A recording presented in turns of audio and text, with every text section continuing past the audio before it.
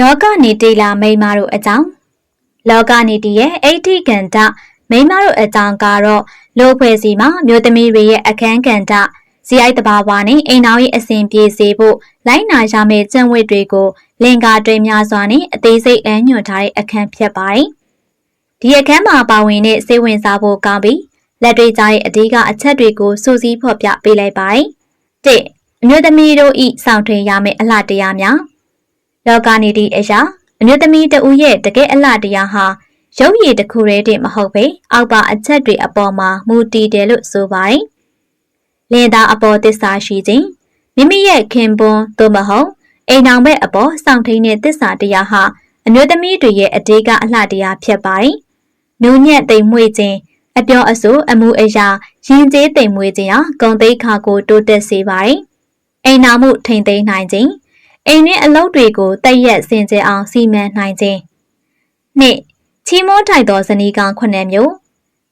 မြတ်စွာဘုရားရှင်ဟောကြားခဲ့တဲ့ပရိယာတုတ်ကိုအခြေခံပြီးဇနီးကောင်တို့ရဲ့အရေးချင်းတွေကိုလောကနီတီမှာအနှစ်ချုပ်ဖော်ပြထားပါတယ်။အိမ်နောက်တစ်ခုမှာအောက်ပါအတိုင်းပြုမှုတတ်တဲ့ဇနီးတွေကိုချီးမွမ်းထိုက်တယ်လို့ဆိုပါတယ်။မိခင်ကဲ့သို့သောဇနီးမာတုပရိယာလင်သားအပေါ်မိခင်လိုဂယုစိုက်စိုးရင်ပေးတတ်ခြင်းနှမကဲ့သို့သောဇနီးဗကနိပရိယာမောင်နှမအရင်လိုရိုသေချစ်ခင်ပြီးကိုညီတတ်ခြင်းမိတ်ဆွေကဲ့သို့သောဇနီး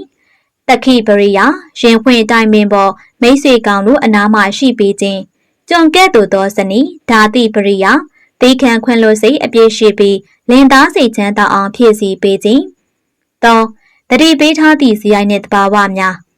ဒီအခန်းမှာအမျိုးသမီးတွေရဲ့အားနည်းချက်ဖြစ်တတ်တဲ့ဇီအိုက်တချို့ကိုလည်းတတိပြုပြင်နိုင်အောင်ထောက်ပြထားပါတယ်။အတိုးအလျှော့မရှိခြင်းမာနာကြည်လွန်ခြင်းစကားများခြင်းသို့မဟုတ်အမျက်ဒေါသထွက်လွယ်ခြင်းကိုရှောင်ကျဉ်ဖို့နှိုးဆော်ထားသည်။အပြင်းကြီးခြင်းအိမ်တော်မှုကိစ္စရှက်များမှာလစ်လျူရှုပင်အိတ်ဆက်ခြင်းလေပူတိုက်ခြင်းကိုအလေးပေးပါကမိသားစုဆုပ်ယုပ်တတ်ကြောင်းဖော်ပြထားပါတယ်